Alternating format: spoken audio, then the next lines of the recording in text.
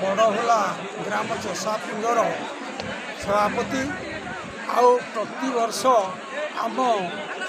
यही पुंज अंतर्गत जो 15 खंड गाँ अच्छी सबू छात्र छात्री जो पिला माने भल टपर नंबर रखिथे आम समर्थन कर उत्साह दौचु। यह सहित आमर कृषि अधिकारी बैकमैन जो आ सहित ये आमर जो समवाय संपत्ति समितिर संपादक को डाकी आम चाष संबंध में किपरि भाव में से उत्तम बुझाणा कर बुझे एक आम सब जानू तत्सहित आम अन्य समाज को सम्मान देवा सहित निज समाज किपरि भाव में उन्नति पथरे आगेब एवं आमर युववर्ग छात्र छात्री माने युवक माने आम समाज को भल भाव में गठन कर देशर ना रखा सहित आम समस्त ना रखे यहाँ हूँ आमर प्रथम काम यहाँ हूँ आमर चाषी मानकर सर्वांगीन उन्नति आम सब संकल्पबद्ध। प्रति वर्ष आम महामिलन आमर गोटे होता है जोड़ा साधारण सभा समस्ते भाई माने आसी एकत्रित भाव में भोजीभात करूँ एवं नाना प्रकार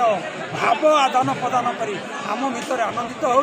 आउ जो मैंने वयस्क व्यक्ति अच्छा से संवर्धना करूँ किसी ज्ञान पाऊ एवं से ज्ञान पाइबा परे आम मान भर उत्साह उद्दीपना जात होता है एवं समाज को आम शृंखलित रखापी अन्य जाति के परामर्श दे था एवं आम जातिर एक रखापी आम सब जय जवान जय किसान जय विज्ञान बोली ध्वनि दे बर्तमान कहूँ आम समाजर उन्नति ये धुंडी ग्रामवासी मैंने आमको संपूर्ण सहयोग कर से भाई मानक संपूर्ण भाव में मो तरफ तथा ये बड़हुला चषा समाज तरफ हार्दिक अभिनंदन जनाई नमस्कार करूँ। तेणुक समस्त भाई माने आम समाज सामिल एवं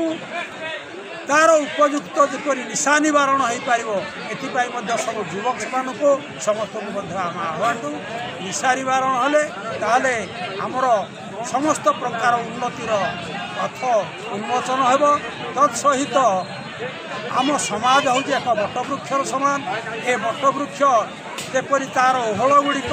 तार बाप माँ को तार मूल गछ को जपरी मजबूत रखी थाए आमर भविष्य पीढ़ी जो अच्छा नागरिक माने युव शक्ति माने आम समाज को बढ़ी तोड़े और समाज उन्नति करेंगे। यह उन्नति कले आम देशर उन्नति हेब आम गाँवर उन्नति हेब बापा माँ उन्नति हेब युड़िक हूँ आम मुख्य कर्म यही कम गुड़िक करने प्रति वर्ष आम गोटे गोटे साधारण सभा ता सहित किसी जदि छोट माटिया किसी गाँवर सामाजिक भूल रोचे ताले ये भूल को आम समाधान कर